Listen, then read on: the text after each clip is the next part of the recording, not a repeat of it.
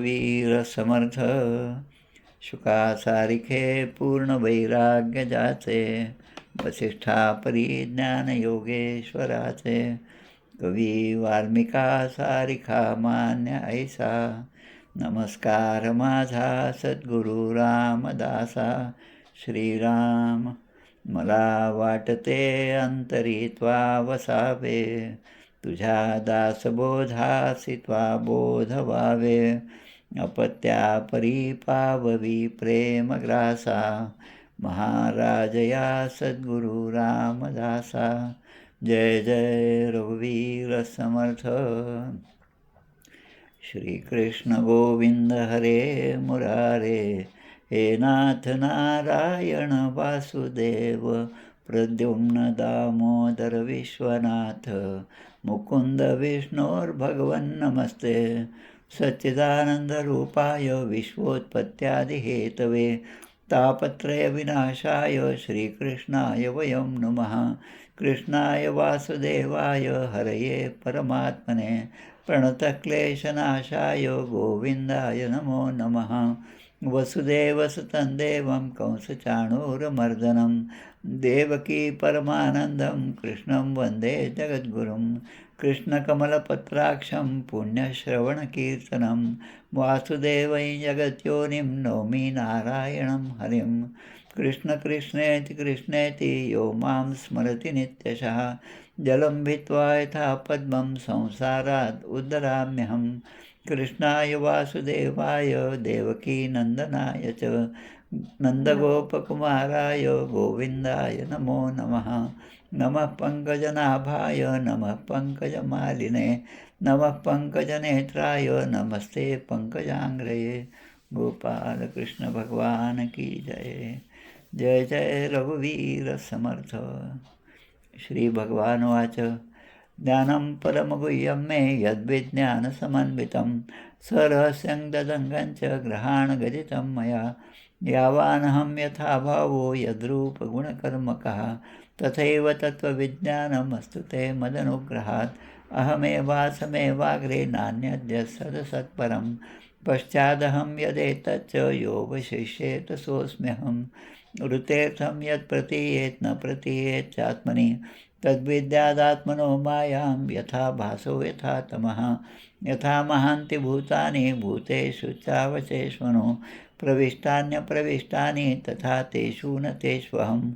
एतावदेव जिज्ञास्यं तत्त्वजिज्ञासुनात्मनः, अन्वयव्यतिरेकाभ्यां यत् सर्वत्र सर्वदा. एतन्मतं समातिष्ठ परमेण समाधिना, भवान् कल्पविकल्पेषु न विमुह्यति करिचित्. गोपाल कृष्ण भगवान की जय. दशमस्कंद उत्तरार्थ. जरासंध युद्ध द्वारका निर्माण 50व्यात केले कथन. भस्म झाला काल यवन मुचुकंद कथा 51. बलराम विवाह द्वारकागमन. रुक्मिणीचे पत्र पावला श्रीकृष्ण, त्याचा अध्याय 52. रुक्मिणी हरण 53. लग्न श्रीकृष्ण रुक्मिणीचे. पराभव शिशुपाल रुक्मीचे. 54व्यात त्याचे केले निरूपण. प्रद्युम्न जन्म वध शंभराचा. 55वा तयाचा. जांबवती सत्यभामा कृष्ण विवाहाचा. स्यमंतकाचा 56वा. स्यमंतक हरण शतधन्वोद्धार. फिरुणी द्वारकेशी आला अक्रूर. 57व्यात मधुर कथा तयाची. श्रीकृष्णाच्या अन्य स्त्रिया. 58वा सांगे तया. 16,100 जाया. 59व्यात कृष्णाशी. श्रीकृष्ण रुक्मिणी संवाद 60वा. अनिरुद्ध विवाह 61वा. रुक्मिणी वध पुत्रयोग बरवा श्रीकृष्णाचा निवेदिला. उषा अनिरुद्ध मिलन 62. कृष्ण बाणासुर युद्ध 63. नृग राजकथा 64. 65 बलराम ब्रजयात्रा. पौंड्रक काशीराजोद्धार 66. विविधोद्धार 67. बलराम कोप सांब विवाह 68. वर्णिला श्रवणीय. कृष्ण ग्रहचर्या नारद पाही. 69व्यात कथा ही. 70व्यात श्रीकृष्णाकडे येई दूत कैदी राजांचा. 71 श्रीकृष्ण इंद्रप्रस्थ गमन. 72 जरासंधोद्धार राजसूय यज्ञ. 73 सोडी राजबंदीवान. आला श्रीकृष्ण इंद्रप्रस्था. 74व्यात दुर्योधन यज्ञात पावला अपमान, 75व्यात यज्ञ संपूर्ण राजसूय निवेदिला. शाल्व यादव युद्ध 76, शाल्वोद्धार 77, दंतवक्त्र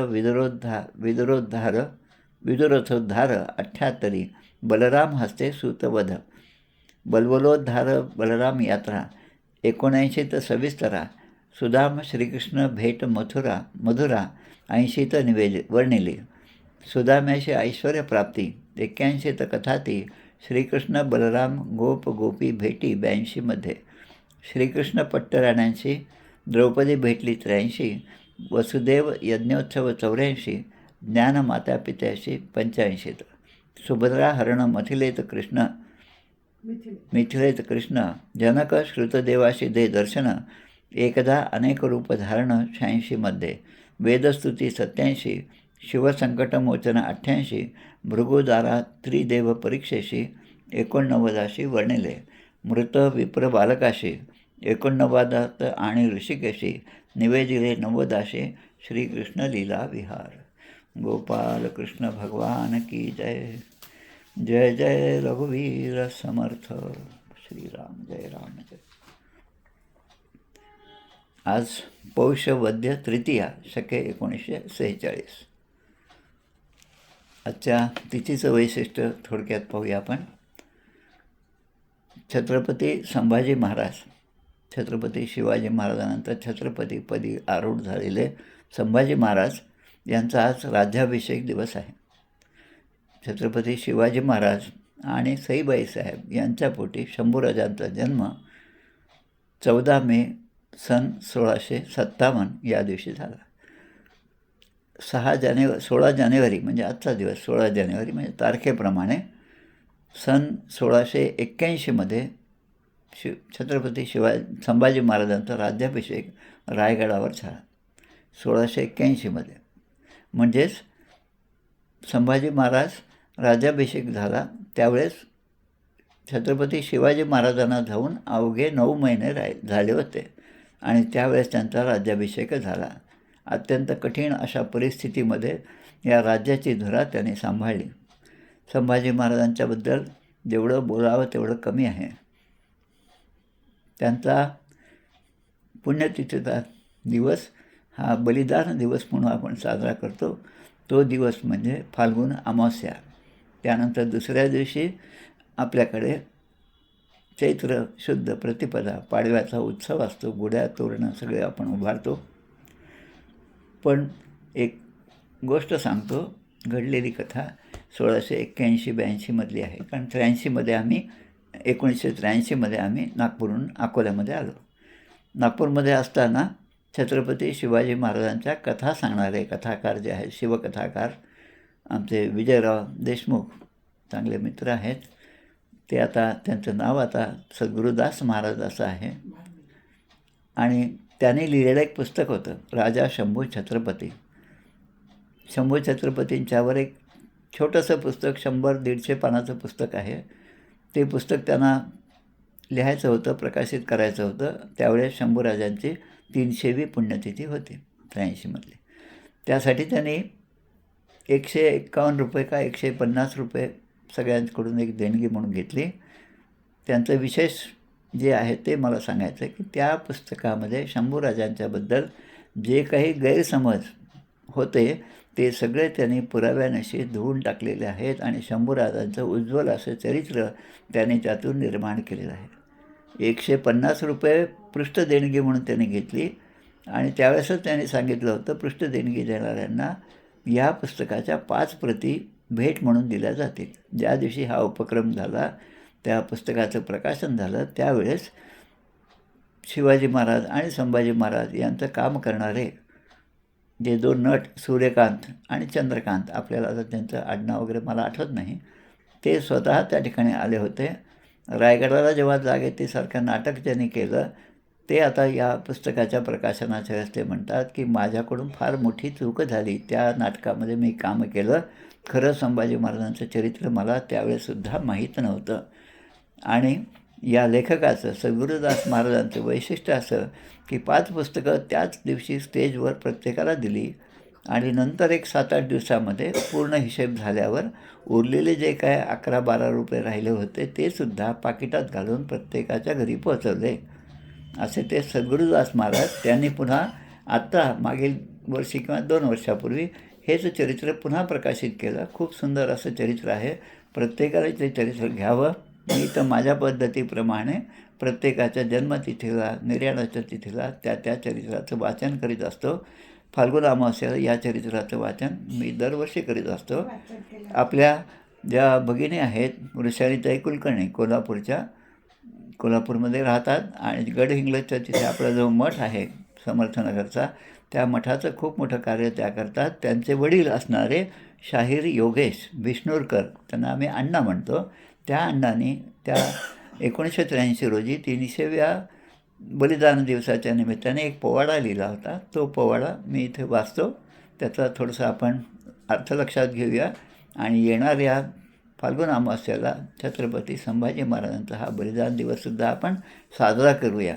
आज त्यांचं खरं म्हणजे राज्याभिषेकाचा दिवस आहे. पण हे सगळं स्मरण आजही करू. अशा थोर व्यक्तींचं स्मरण. एकदा सुनीलदादा चिंचोळकरांना प्रश्न विचारला होता, शिवाजी महाराजांचा जन्म जो आहे तो तिथीप्रमाणे करावा का तारखेप्रमाणे करावा. त्यांनी खूप छान उत्तर दिलं त्यांच्या प्रवचनातून. ते म्हणतात, अशा महापुरुषाचा जन्म, त्यांची पुण्यतिथी ही एकदा दोनदा नाही, रोजच आपण साजरी केली पाहिजे. हा पोवाडा असा आहे, देश धर्म पर मिटने वाला शेर शिवा का छावा था, महापराक्रमी परमप्रतापी एक ही शंभू राजा था, तेजपुंज तेजस्वी आंखें निकल गई पर झुका नहीं, दृष्टि गई पर राष्ट्रोन्नति का दिव्य स्वप्न तो मिटा नहीं, दोनों पैर कटे शंभू के ध्येय मार्ग से हटा नहीं, हाथ कटे तो क्या हुआ सत्कर्म तो छूटा नहीं, जिह्वा कटी खून बहाया धर्म से सौदा किया नहीं, शिवाजी का ही बेटा था गलत राह पर चला नहीं, वर्ष 300 बीत गए अब, शंभू के बलिदान को कौन जीता कौन हारा, पूछ लो संसार को, कोटि कोटि कंठों में तेरा आज गौरव गान है, अमर शंभू तू अमर हो गया, तेरी जय जयकार है, भारत माँ के चरण कमल पर जीवन पुष्प चढ़ाया था, है दूजा दुनिया में कोई जैसा शंभू राजा था. शाहीर योगेश म्हणजे आमचे अण्णा विष्णुरकर यांचा हा पोवाडा आहे. त्यांची कन्या म्हणजे वृषालीताई कुलकर्णी यासुद्धा आता चांगल्या कीर्तन करतात, समर्थांचं खूप निष्ठेने सेवा करतात आणि त्यासुद्धा कीर्तनकार आहेत आणि शाहीरसुद्धा आहेत. तर यावेळेस आपण आज जरी त्यांचा आज राज्याभिषेक दिवस असला तरी पण हा पोवाडासुद्धा आपण म्हणलेला आहे. त्यातून आपण प्रेरणा घेऊ आणि ते सद्गुरुदास महाराजांचं पुस्तक हे जे प्रत्येकाने आपल्या घरामध्ये ठेवावं आणि त्या फाल्गुन अमावास्येला जरूर या पुस्तकाचं वाचन प्रत्येकाने करावं. जय जय रघुवीर समर्थ. दशमस्कंधाचा सप्तपंचशतमोध्याय 57वा अध्याय आपल्याला तर पाहायचा. काल आपण पाहिलं समंतक म्हणायची गोष्ट पाहिली. जालना जिल्ह्यात आंबडच्या जवळ असणारं ते ठिकाण जामखेड, ज्या ठिकाणी ही गुहा आहे आणि त्या ठिकाणी जांबुवंताचं मंदिर आहे.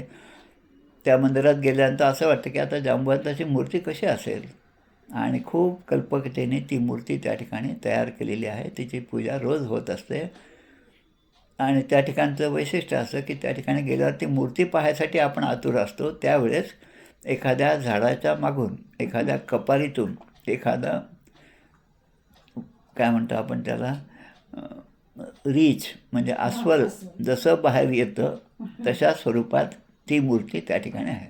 खूप सुंदर अशी मूर्ती आहे.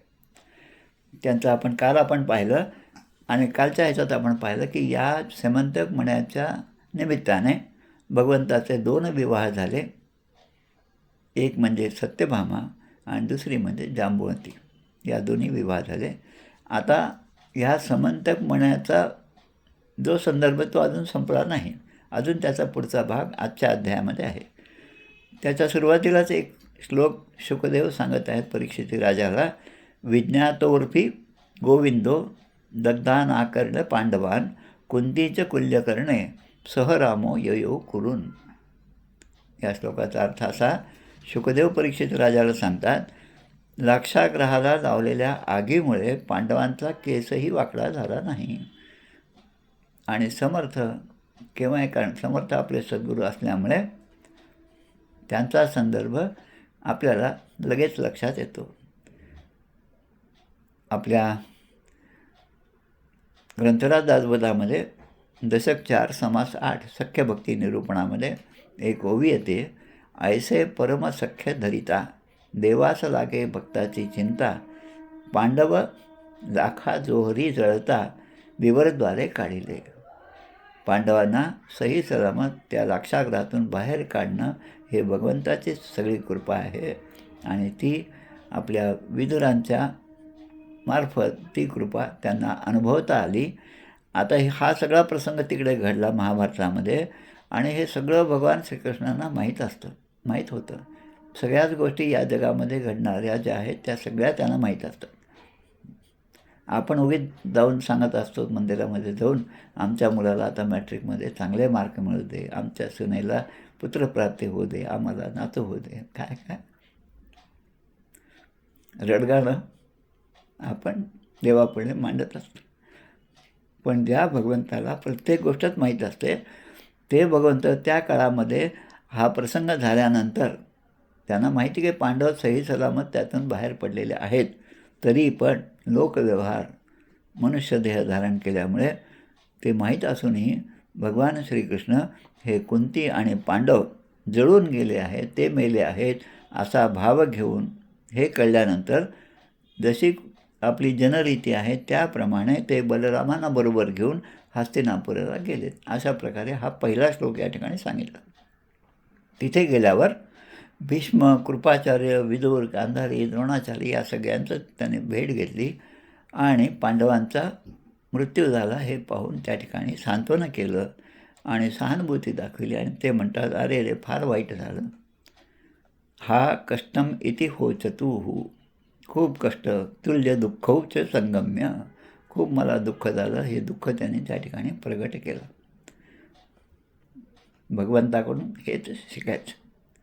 रामाचं काम अगदी सरळ काम होतं. राम अक्षर लिहिलं तरी काही त्रास नाही. कृष्ण अक्षर लिहिलं की 3 ठिकाणी चुका होतात. 3 ठिकाणी वाकडा असणारा प्रत्येक शब्द त्यामध्ये वापरला जातो. आता हे सगळं घडत आहे तेव्हा अक्रूर आणि कृतवर्मा, अक्रूराचं नाव आपण काल घेतलं होतं, कृतवर्माचं आपण नाव घेतलं होतं. आणि ही संधी साधून या अक्रूर आणि कृतवर्माने काय केलं असेल की त्या शतधन्वाला पकडलं. शतधन्वा हा सुद्धा त्यावेळेस होता आणि शतधन्व्याला खरं म्हणजे या सत्राजिताच्या कन्याशी विवाह करायचा होता. आणि म्हणून अक्रूर आणि कृतवर्मा हे शतधन्व्याकडे गेले आणि त्याला यांनी सल्ला दिला. आपल्या इंडियन पेनल कोडमध्ये 35 सेक्शन 35 ज्यामध्ये गुन्हा जो करतो त्याला तर शिक्षा आहेच आहे, पण गुन्हा करणाऱ्याला मदत करणारे जे आहेत ते सुद्धा शिक्षेस पात्र होतात. आता सत्राजितच्याकडून तू मणी का घेत नाहीस? सत्राजित बिचारात आता आपली बायको आपल्याला मिळत नाही, कृष्णाने ती नेली आहे हे माहीत होतं, तरी पण त्याच्या डोक्यामध्ये ही वैराची भावना या अक्रूर आणि कृतवर्मा यांनी घातली आणि तू सत्राजिताकडून मणी का घेत नाहीस असं त्याला प्रवृत्त केलं. अक्रूर कृतवर्माणो मणीही कस्मान गृह्यते, तू ते मणी त्याच्याकडून का काढून घेत नाहीस? आता सत्राजित जो आहे, ज्याने आपली सुंदर कन्या तुला देण्याचं वचन दिलं होतं, या शतधन्वाला वचन दिलं होतं सत्राजिताने, पण ते वचन मोडून भगवान श्रीकृष्णांना आपली कन्या दिली सत्राजिताने. त्यामुळे आता चिडून आता त्या सत्राजीलासुद्धा असं वाटायला लागलं की जसा, म्हणजे या दोघांनी त्याला सांगितलं की जसा त्या श्रीमंतक म्हणण्यासाठी याचा भाऊ जो आहे प्रसेन त्याचा मृत्यू झाला, त्याला यमसदनास पाठवलं, त्याप्रमाणे आता तू सुद्धा त्याला यमसदनाला पाठव सत्राजिताला. आणि म्हणून शतधन्वा हा मूळचा दुष्ट स्वभावाचा होता आणि त्याला यांनी मदत केली. त्याचा स्वभाव दुष्ट जो आहे तो अजून दुष्टतर केला आणि दोघांनी असा बुद्धिपात केल्यामुळे त्या शतधन्वाच्या मनामध्ये लोभ निर्माण झाला आणि त्यांनी जाऊन त्या आश्रमामध्ये त्या झोपलेल्या स्थितीत असलेल्या सत्राजिताला ठार मारलं. शयानं लोभात सपाप क्षीण जीवित, त्याला झोपेमध्ये झोपलेल्याला मारलं. हे एक मोठं पाप त्याने केलं. आता त्या आश्रमामध्ये असलेल्या सगळ्या स्त्रिया रडू लागल्या, ओरडू लागल्या, पण तिकडे लक्ष न देता जसा एखादा वन्य पशु दुसऱ्या पशुची हत्या करतो तसं या शतधन्वाने त्या सत्राजिताला मारलं आणि मणी त्याच्याकडचा घेऊन तो त्या ठिकाणून पसार झाला. मणिम आदाय जगमेवान. आता हा सगळा आरडाओरडा ऐकला सत्राजिताची कन्या असणारी सत्यभामा. सत्यभामाचे पितरम हतम वीक्ष शिवचार्पिता व्यलपत्तात तातेती हा हतास्मिती मुह्यती. आता ती जी आहे बाबा बाबा घात झाला असं म्हणून ती आता मोठ्याने ओरडू लागली, शोकाकुल झाली आणि त्या दुःखाच्या आवेगामध्ये ती बेशुद्धसुद्धा पडली. तैलद्रोण्यामृतम प्रास्य जगाम गजसाहोयम. पूर्वीच्या काळी कोणाचाही मृत झालं देह तर तो मृतदेह जो आहे त्याचा संस्कार अग्निसंस्कार होण्यापूर्वीचा काही वेळ असेल तर त्याला एखाद्या तेलाच्या द्रोणामध्ये ठेवतात. म्हणजे आता जसं द्रोण म्हणजे आताची कल्पना म्हणजे टब कसं असतं त्यामध्ये उतरून आपण स्नान करतो तसं तेलाच्या कढईमध्ये ठेवून त्या प्रेताला ठेवलं आणि ती हस्तिनापुराला गेली. हस्तिनापुराला गेल्यानंतर आपल्या दुःख अंतःकरणाने श्रीकृष्णांना सगळ्या गोष्टी सांगितल्या. हत्येची बातमी सांगितली. आता कृष्णाला सगळंच माहीत होतं. तो जे येतो त्याचं सगळं ऐकून घेतात. तुम्ही जरी सांगितलं की माझ्या मुलाला मॅट्रिकमध्ये पास होऊ दे तरी तो ऐकून घेतो. आपले शब्द आपल्या मनातील विचार त्यांना समजत नाही असं आपल्याला वाटतं. आपण 4-4 घंटे वाजवतो, मी आलो आहे, मी पैसे टाकल्यावर त्याचा आवाज येतो. 100 लोक पाहतात. फोटोग्राफर असेल त्या मंत्राचा फोटो काढतात. हे सगळं लौकिकामध्ये सगळं सुरू असतं. पण भगवंताला प्रत्येक गोष्ट माहीत असते. तदा कर्णेश्वरो राजन अनुसृत्य लोकदाम अहो न परमं कष्टम इत्यस्राक्षो विलेपतुः. आता बलराम आणि श्रीकृष्ण हे सगळं ऐकून ते दोघेसुद्धा आता अश्रू घालू लागले. आता ज्याला सगळं माहिती आहे आता ते त्या सत्राजिताच्या मुलीबरोबर सत्यभामेच्या समोर अश्रू गाळू लागले. आता हे पाहिल्यावर पुन्हा एक प्रसंग आठवतो. तो आमच्या तिरुपती बालाजी आमचं दैवत आहे. त्याची जी पोथी आहे व्यंकटेश विजय, त्या पोथीमध्ये आकाश राजा ज्याची कन्या म्हणजे ही पद्मावती, जिचा विवाह व्यंकटेशाशी झाला आणि त्या विवाहानंतरची गोष्ट आहे. आकाश राजा काही कारणाने आजारी पडल्याची बातमी कळाली आणि या दोघांना निरोप आला. हे दोघे आकाशराजाला भेटण्यासाठी त्या नारायणपुरात गेले. तोपर्यंत आकाशराजाने देह ठेवला होता. आता आपले सासरे भगवान व्यंकटेश्वराचे सासरे असणारे आकाशराजा गेल्यानंतर त्या ठिकाणी मोठा अकांड तांडव या व्यंकटेशाने केला आणि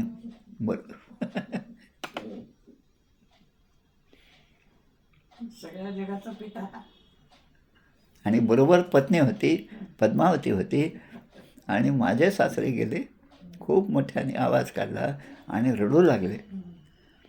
आता आधार कोण? माझं पूर्ण वैभव यांच्यामुळे आहे असं भगवंत त्या ठिकाणी म्हणतात.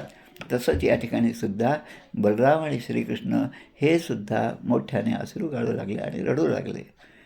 आता श्रीकृष्णाच्या मनामध्ये मग ते आलं. हे सगळं प्रसंग झाल्यानंतर सत्यभामा बलराम यांच्यासह भगवंत द्वारकेमध्ये परत आले. आता यांच्या मनामध्ये आलं की हा जो शतधन्वा आहे त्याला आपण मारलं पाहिजे आणि त्याच्याकडून मणी काढून घेतला पाहिजे. कारण आपण मणी चोरला हा आपल्यावर एक आरोप आहे. काल आपण पाहिलं कलंकी चतुर्थी, ज्या दिवशी कलंक लागतो चंद्राचं दर्शन घेतल्यामुळे, भाद्रपद शुद्ध चतुर्थी आपल्या गणेश चतुर्थीच्या दिवशी तो कलंक भगवंतांना लागला आणि तो कलंक दूर करण्यासाठी पुसण्यासाठी त्याने विचार केला की या शतधन्वाला मारून आपण तो मणी घ्यावा आणि राजसभेमध्ये तो मणी उग्रसेनाला द्यावा. शतधन्वाला इकडे समजलं. आता शतधन्वाला कसं समजलं हा मला प्रश्न पडला. पण कृष्णाचं असं होतं, आपण ऐकलं आहे, कृष्णाने बासरी वाजवली तेव्हा सगळ्यांना ऐकू आली. जेव्हा गोपींसाठी बासरी वाजवली आणि त्या वृंदावनामध्ये त्या रासक्रीडेसाठी ज्यांना ज्यांना बोलवायचं होतं त्या सगळ्या गोपींना ती बासरीचा ध्वनी ऐकू आला, इतरांना ऐकू आला नाही. म्हणजे त्यांनी काहीतरी लिमिटेशन ठेवले आपल्या बासरीच्या आवाजाचे, की ज्यांना ऐकू जायचं. फेसबुकवर असतं पहा, की ह्या फेसबुकवरची जी बातमी आहे ती कोणाला पाठवायची याच्यासाठी एक ऑप्शन असतं. आपण ज्यांना ज्यांना टिकमार्क करू त्यांनाच ती जाते, इतरांना जात नाही.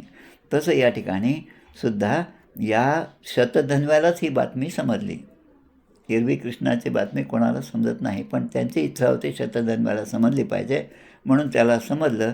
तेव्हा तो अतिशय घाबरला आणि आपले प्राण वाचवण्यासाठी, आता याला कोणी उद्युक्त केलं होतं हा मणी पळवण्यासाठी, तर हे कृतवर्मा आणि अक्रूर.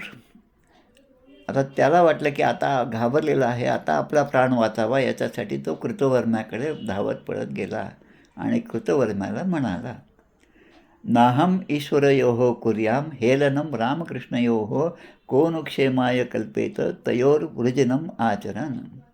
बलराम आणि श्रीकृष्ण, कृतवर्माने सगळं ऐकलं आणि कृतवर्मा आता आपलं मत सांगतात. कृष्ण आणि बलराम हे सर्व शक्तिमान आहेत, मी त्यांच्याशी सामना करू शकत नाही. म्हणजे पहिल्याच ठिकाणी विकेट पडली. मी काही आता सामना करू शकत नाही, त्यांच्याशी वैर करून कोणाचं भलं होणार आहे. आता हे जर आधी समजलं असतं तर त्याला का उद्युक्त केलं असतं हा मणी चोरण्यासाठी. पण माणसाची बुद्धी जशी भ्रष्ट होती, विवेक जसा नाश होतो विवेकाचा, आणि विवेकाचे फळ ते सुख, अविवेकाचे फळ ते दुःख. अविवेकाने वागल्यामुळे आता तो स्वतःला सावरायचा प्रयत्न करतो आणि कृतवर्मा त्यावेळेस म्हणतात की मी काही याच्यामध्ये तुला मदत करू शकत नाही. आता हा कृष्णाला मी यामध्ये मदत करत नाही याचं कारण काय, की द्वेष मनामध्ये ठेवल्यामुळे कंस जो आहे तो आपलं सगळं राज्य घालवून बसला. जरासंध याने सुद्धा 17 वेळेस स्वारी केली आणि 17 वेळा युद्धात हारूनसुद्धा स्वतःचा रथ सोडून त्याला पायी आपल्या राजधानीकडे परत जावं लागलं. जरासंध सप्तदश संयुगान विरथो गता, हा विरथो गता, विरथो म्हणजे रथ सोडून त्याला जावं लागलं. आता याने विचार केला, आता या कृतवर्म्याकडून तर कामं झालं नाही, आपला प्राणरक्षणासाठी आता आपण त्या शतधन्व्याला अक्रूराकडे गेलं पाहिजे. आणि अक्रूराकडे जाऊन ही सगळी कथा त्याने सांगितली.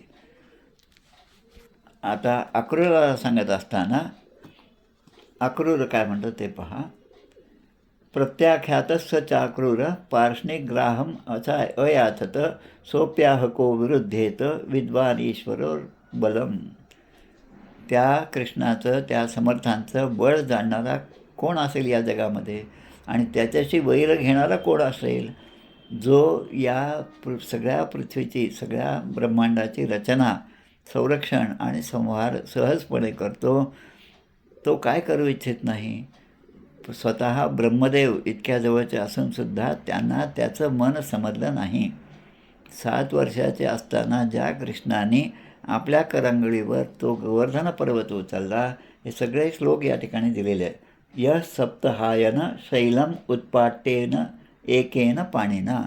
आणि आपल्या करंगळीच्या डाव्या हाताच्या करंगळीवर एवढा मोठा गोवर्धन पर्वत ज्याने उचलला, एखादी कुत्र्याची छत्री किंवा आपली साधी छत्री जसे आपण सहजपणे हातात घेतो, लहान मुलं हातात घेतल्यावर एक दोनदा पडतात, ती छत्री त्यांना उचलतसुद्धा नाही, पण याने ती सहजपणे उचलली, सगळ्यांचं रक्षण केलं.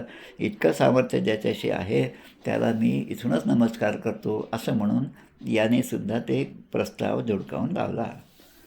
आता नमस्तस्मै भगवते, अक्रूर सांगू लागले, नमस्तस्मै भगवते कृष्णाय अद्भुत कर्मणे अनंताय आदिभूताय कूटस्थाय आत्मने नमः.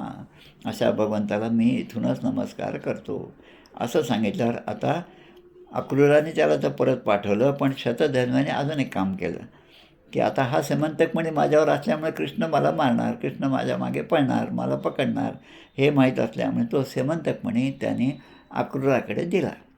ददात, अक्रूराकडे तो देऊन टाकला. प्रत्याख्यात स तेनापी, प्रत्याख्यापन म्हणजे त्याला तो देऊन टाकला आणि पुन्हा आपल्या घोड्यावर बसला, स्वार होऊन वेगाने निघून चालला. गरुडध्वजम आरोह्य रथम रामजनार्दनो. रामजनार्दनो म्हणजे बलराम आणि श्रीकृष्ण आपल्या गरुडध्वज गरुडचिन्ह असलेल्या त्या रथावर आरूढ झाले आणि ते याच्या मागे पळायला लागले.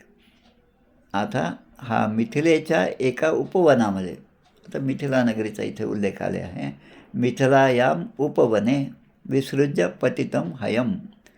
तिथून जात असताना याचा घोडा पडला आणि घोडा पडल्यामुळे मागून कृष्ण धावत येत आहे हे पाहून त्याने घोडा तसाच तिथे टाकून दिला, भयभीत झाला आणि स्वतः आता पायी पळत पुढे जाऊ लागला. पदाते भर्गवांस्तस्य पदाती तिग्म नेमिना चक्रेण शिर उत्सृत्य वाससो व्यचिनोन मणिम. भगवान श्रीकृष्णाने आपल्या सुदर्शन चक्राने त्याचा शिरच्छेद केला, त्या तीक्ष्ण धारेने शतधन्वाचं, आणि त्याच्या अंगावरचं जे वस्त्र होतं त्याच्याजवळचे काही गाठोडं असेल ते ओढून पाहिलं.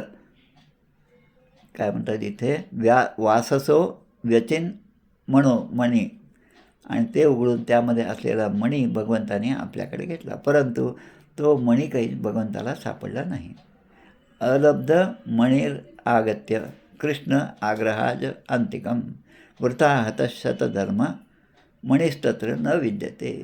ज्या मण्यासाठी मी त्याला मारलं, त्याला मारल्यानंतर त्याच्या कपड्यामध्ये मणी मिळेल असं मला वाटलं, भगवान श्रीकृष्ण म्हणता, पण वृथा शतधन्वा, शतधन्वाला मी विनाकारण मारलं असं त्यांना पश्चातापसुद्धा झाला. आता यांना काही माहीत नव्हतं काय, यांना कृष्णाला पश्चाताप होण्याची गरज काय, पण हे सगळं नाटक आहे, ही सगळी लीला. आता म्हणतात, तात आह बलो नूनम स मणिम शतधन्वा कस्मिन्सिन पुरुषे न्यस्त तमन्वेष पुरम व्रज. आम्ही शतधन्व्याला उगीचच मारलं असं म्हणून आता शतधन्व्याने कोणाकडे तरी तो मणी दिला असेल असा विचार त्या ठिकाणी बलरामाने केला. आता तो कोणाला दिला असेल तो मात्र तुला शोधून काढावा लागेल. आता मोठा भाऊ लहान भावाला सांगतो. लहान भावाला प्रत्येकच गोष्ट माहिती आहे, पण या जन्मामध्ये तो मोठा झाल्यामुळे त्याचं सगळं यांना ऐकावं लागतं. उवास तस्याम कचिन मिथिलायाम समा विभू. आता बलराम असं म्हणतात की आता तू हे सगळं निपटून घे, तोपर्यंत मी मिथिला नगरीमध्ये जातो, कारण जनक राजा जो आहे ते माझे चांगले मित्र आहेत आणि बहुत दिवसामध्ये आमची काही भेट नाही, आणि मी तिकडे जाईल. आणि त्या जनकपुरीमध्ये जेव्हा हे राहिले, मिथिला नगरीमध्ये राहिले, तेव्हा त्या ठिकाणी धृतराष्ट्राचा पुत्र असणारा सुयोधन, आता हा बलराम जे आहे ते दुर्योधनाला सुयोधन म्हणतात, बाकी दुर्योधन त्याच्या दुष्ट प्रवृत्तीमुळे ते दुर्योधना नावानेच आपण त्यांना ओळखतो. आता इकडे कृष्ण जो आहे ते कृष्ण आपल्या नगरीमध्ये परत आले. केशव द्वारकामेत्य निधनम शतधन्वनः. आता कृष्णाने आल्याबरोबर जसं आपण बाहेरून आलो, आपल्या पत्नीला तिचे नातेवाईक भेटले, तिच्या ओळखीचं भेटलं, हे जसं आपण घरी आल्याबरोबर सांगतो, तसं भगवंताने येऊन या सत्यभामेला कथा सांगितली. काय सांगितलं, निधनम शतधन्वन, शतधन्व्याचा मी वध केला, आणि अप्राप्तींच मणे, हे तो मणी मिळावा म्हणून मी वध केला, पण समंतक मणी मला काही मिळाला नाही. आता भगवंताने त्यानंतर बांधवासह आपले सासरे म्हणजे सत्राजित यांचे सगळं उत्तरक्रिया जी आहे ती त्यावेळेस त्याने केली. अक्रूर कृतवर्माचं श्रुत्वा शतधनोर्वधम.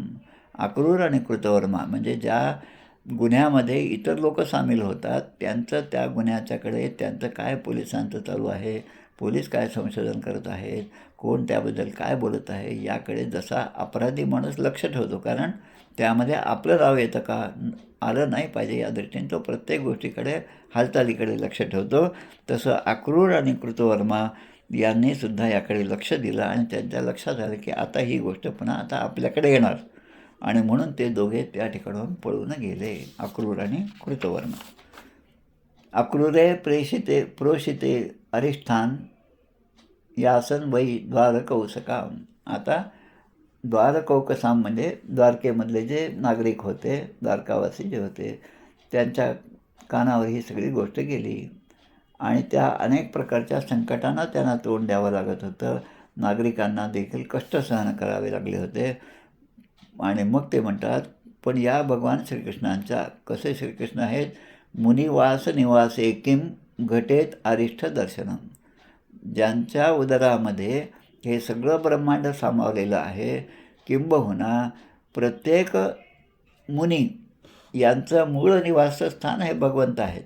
आणि मग ज्यांच्या ठिकाणी मुनीना निवासे किम, ज्या सगळ्या मुनींचा निवास या भगवंतामध्ये होत असतो, त्याच्या ठिकाणी घटेत अरिष्ठ दर्शनम, त्याच्यामुळे अरिष्ट आपल्यावर येईल असं कसं होऊ शकेल असा विचार सगळ्यांनी केला. हा उपद्रव द्वारकेमध्ये होईल असं आम्हाला काही वाटत नाही, अशी पण प्रतिक्रिया आली. आता त्यावेळेस देवर्षेर वर्षती काशिष्य, आता वृद्ध नागरिक म्हणे त्यांना एक गोष्ट आठवली या अक्रूराच्या वडिलांची. अक्रूराचे वडील म्हणजे शफल्क. एकदा काशीमध्ये असताना, काशीमध्ये राजा होता, काशी राज्यामध्ये त्याच्या प्रदेशामध्ये पाऊस पडला नाही, बरेच दिवस पाऊस पडला नाही, पाण्याचं दुर्भिक्ष झालं. तेव्हा त्यांनी अक्रूराचा पिता म्हणजे शफल्क याला बोलावलं आणि त्याला आपली कन्या दिली त्या राजाने. आणि ती कन्या म्हणजे गांधिनी. शफल्क याला आपली कन्या गांधिनी दिली. म्हणजे शफल्क आणि गांधिनी हे अक्रूराचे आईवडील आहेत. अक्रूरसुद्धा शफल्काचाच पुत्र आहे हे लोकांना समजलं आता द्वारकेतल्या. आणि मग ते म्हणतात, काशीराजाच्या या अनुभवावरून आम्हाला असं वाटतं की या अक्रूराला जर आपण आणलं तर जसा कोणत्याही प्रकारचा पाऊस पडतो आणि कुठलंही कष्ट रोगराई हे सुद्धा उपद्रव होत नाहीत. त्यावेळेस इकडे आपले शुकदेव परीक्षित राजा सांगतात, या लोकांचे म्हणणे ऐकले आणि भगवंताने विचार केला की या उपद्रवाचे कारण एवढंच नाही, याच्या मागेसुद्धा अजून बरीच कारणं आहेत. म्हणून भगवंताने दूत पाठवला आणि अक्रूराला शोधून त्याला परत आणा असं सांगितलं. इति मत्वा समान्याय प्राहा क्रूरम जनार्दन, भगवंताने त्या अक्रूराला घेऊन येण्यासाठी आज्ञा दिली. आता अक्रूर जे आहेत त्यांना जेव्हा पकडण्यात आलं किंवा त्यांना परत आणण्यात आलं, आता ज्याच्या मनामध्ये पाप आहे त्यांना जर 4 लोक आले आणि तुम्हाला आता राजाने बोलवलं असं सांगितलं, ते जसं घाबरून जातात तसे अक्रूराची अवस्था झाली. पण इकडं आल्यानंतर राजसभेमध्ये आले तर भगवंताने त्यांचा मोठा सत्कार केला. म्हणजे ज्याला जसं वाटतं त्याच्या विपरीत काही झालं की तो माणूस एकदम आनंदी होतो, सगळं दुःख जातं आणि आनंदाचे दिवस आले, आता माझा सत्कार होणार आहे असं जेव्हा त्याला समजतं तेव्हा आनंदच होतो.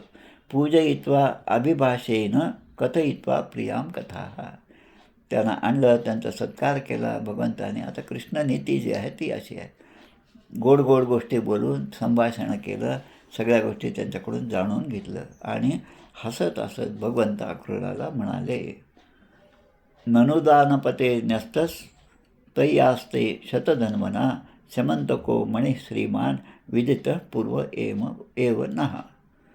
हे दानशूर काका, आता पहा, त्यांना आपल्या काय म्हणतो आपण साधा शब्द घोळात घ्यायचा असेल, आपल्या बाजूला घ्यायचा असेल तर कृष्ण कसे शब्द वापर. हे दानशूर काका, संपत्ती देणारा, रोज 8 भार सोन्या देणारा समंतक मणी शतधर्माने आपल्याजवळ ठेवला आहे का? म्हणजे मी त्याला मारलं वगैरे ही गोष्ट दूरच राहिली, तो मणी तुमच्याकडे आहे का? अक्रूराला सरळ सरळ विचारलं.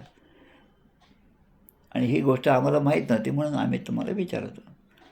आता भगवंत यापुढे अजून एक जातात. आजकाल बऱ्याच गोष्टी या मोबाईलमुळे पुढे येत आहेत की वडिलांच्या संपत्तीत मुलीचा वाटा किती असावा, सुप्रीम कोर्टापर्यंत ह्या गोष्टी गेल्या. तसं या ठिकाणी भगवंत सांगतात, सतराजिताला मुलगा नाही, ही जी मुलगी आहे सतराजिताची ती एकच मुलगी आहे आणि त्या मुलीची मुलं जी आहेत तीच या सतराजितावर अंत्यसंस्कार करू शकतात. आता सतराजिताचं जे काही संपत्ती असेल, म्हणजे माझ्या सासऱ्याची जी काही संपत्ती असेल ते मुलीकडे आणि पर्यायाने माझ्याकडे जावं म्हणून ती माझ्याकडेच येणार आहे आणि आम्हीच त्याचे उत्तराधिकारी आहेत, हे सुद्धा त्यांच्यासमोर सांगितलं. तथापि दुर्धरस्तन्यैस तय्यास्ताम सुव्रते मणीही. आता जरी तो मणी माझ्याकडे आला असला तरीसुद्धा तो तुमच्याजवळ ठेवा, हे पण सांगितलं. आता अक्रूराने तो मणी द्यावा हीच इच्छा आहे, ते तसंही मलाच ते मिळणार आहे, पण जो जर तुमच्याकडे असेल तर तुम्ही माझ्याजवळ द्या अशी विनंती केली. आपण फार मोठे व्रतनिष्ठ आहात, भगवंताचे भक्त आहात, रोज पूजा अर्चा करता, शुद्ध चरित्र तुमचं आहे हे सगळं, आणि तो मणी जो आहे तो इतर कोणालाही सांभाळायसाठी देणं हे योग्य नाही. त्याची किंमतच खूप आहे, त्याच्यापासून खूप मोठा लाभ आहे. आणि म्हणून माझ्या थोरल्या बंधूंना म्हणजे बलरामांना तो मणी मी चोरला आहे अशी शंका माझ्या बलरामांना आहे. म्हणून हे अक्रूरा, तो मणी तू आता या राजसभेमध्ये सगळ्यांना दाखव असं ते सांगतात. दर्शयस्व महाभाग बंधूनाम शांतीम आवह.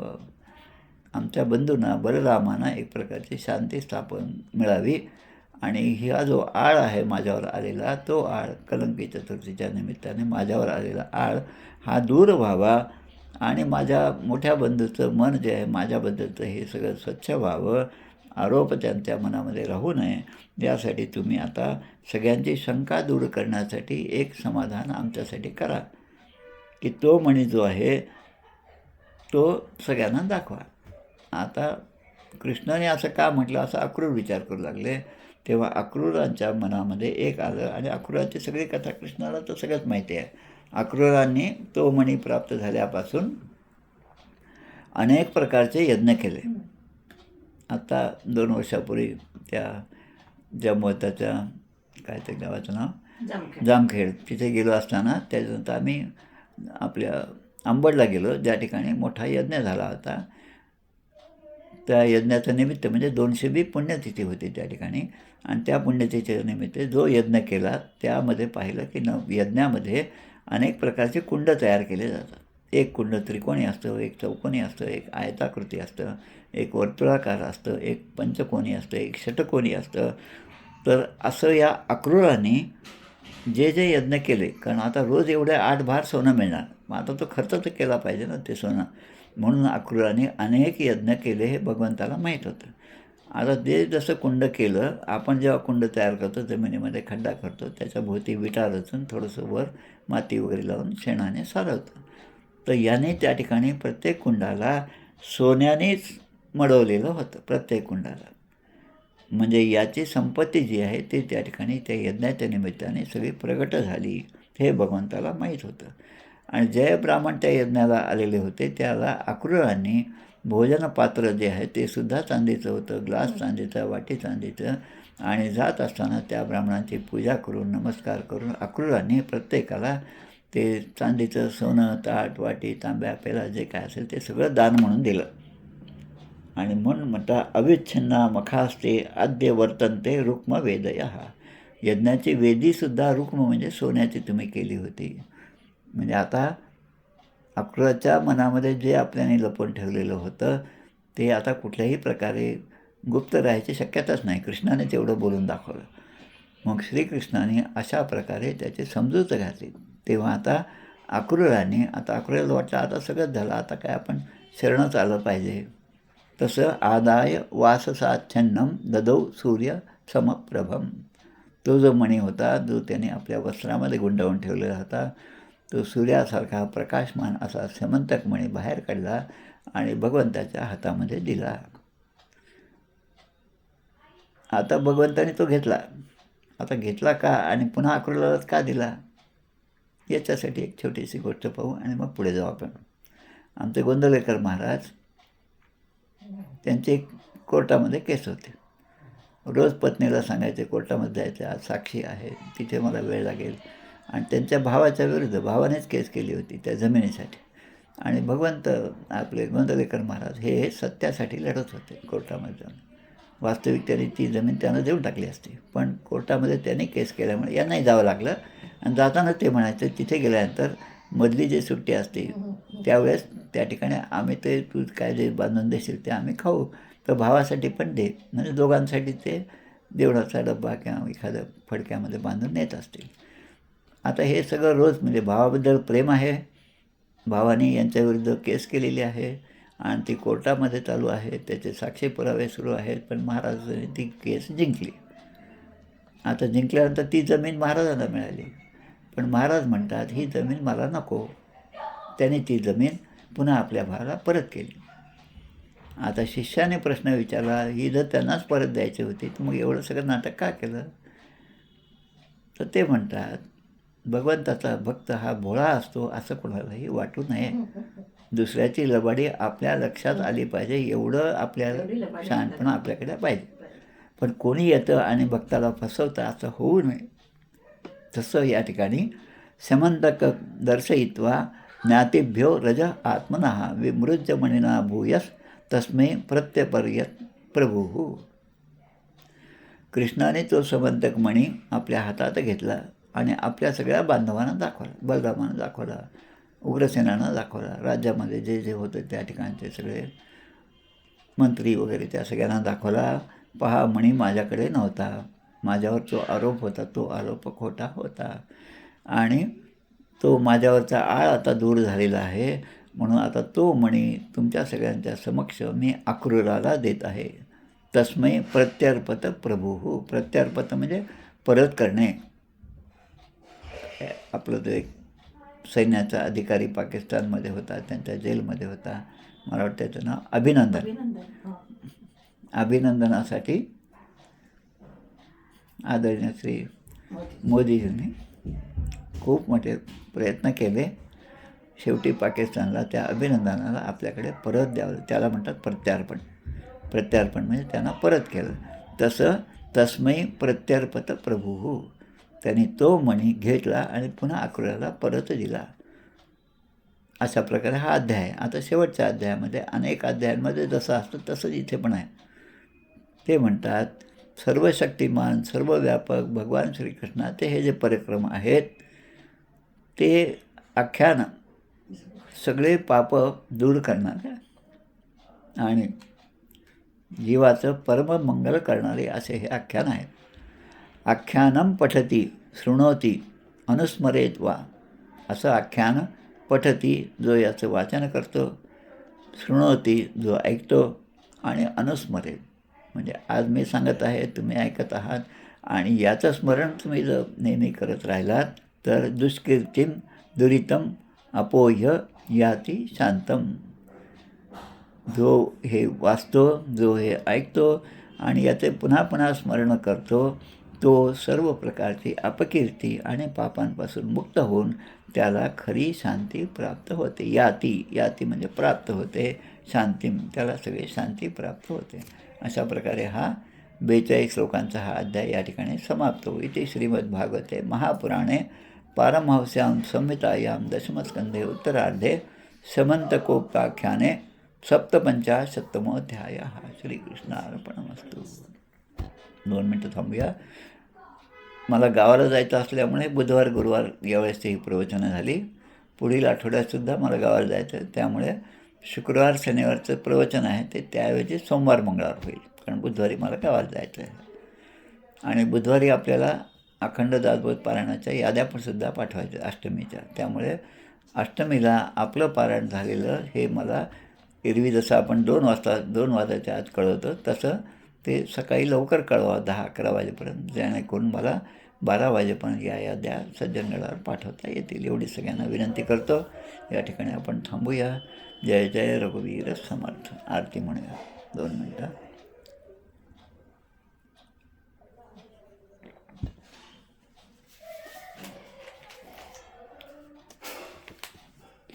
जय हो जय श्री भागवता, आरती करी तुझ भगवंता. जय हो जय श्री भागवता, आरती करी तुझ भगवंता. श्री शुकमुनीने परम भक्तीने नाना परीने गायले जा हरिचरिता. आरती करी तुझ भगवंता. वेद तरुचे मधुर फळ, स्वादुर सेजे सोज्वळ. आत्मा राम मुनी अचळ, सेवुनी करीती जन सफळ. महापर्वणी आली अवनी, की अगहरणी भवजलतरणी. ती पतिता आरती करी तुझ भगवंता.